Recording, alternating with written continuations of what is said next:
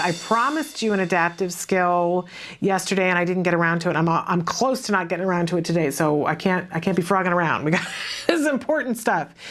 When we teach adaptive skills to our children, we give them an opportunity to feel the pride of being a part of something bigger, that they can function and do things for themselves. It's really quite amazing. I think a lot of people underestimate the power of teaching an adaptive skill to a child. It's so very important. So the one that I want to talk about today, the skill that I want to talk about today, is making a snack.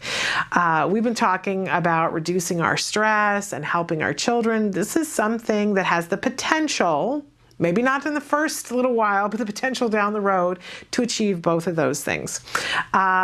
If we have the opportunity to teach our children a healthy way in which they can make themselves a snack, it makes them that much more capable, and eventually will make one less skill that we have to do.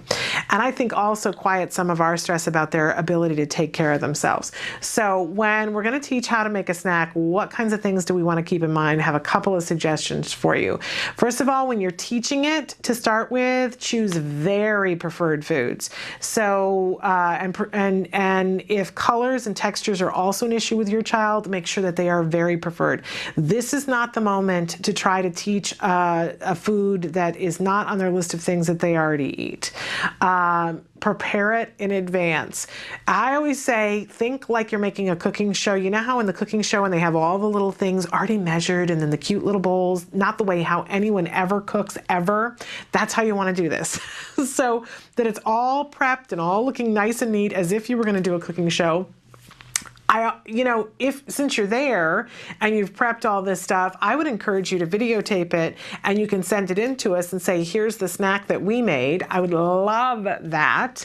But have it prepared at least for you and for your child or children, and then give clear, concise steps, and start with as few steps as possible. One snack that I can think of in particular that wasn't a snack that we ever did with my child, but I know a lot of kids like, you know, the thing that's called ants on a log, where you take a stalk of celery, and I know, right there you're like, whose preferred food is that, Shannon? No one, I know.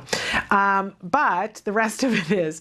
And if your child can do nut butters, to take peanut butter or almond butter or whatever it is and put it down, so you've washed and cleaned and cut the celery stalk, and you got a little trough, like a little boat, and you take peanut butter or whatever and put it down the middle of the trough, and then you put raisins along the top of it, and so it looks like ants on a log. That's why it's called ants on a log. And this is a really simple, easy snack to demonstrate with. Of course, if your child isn't into raisins and peanut butter or almond butter, you're probably going to want to do something else.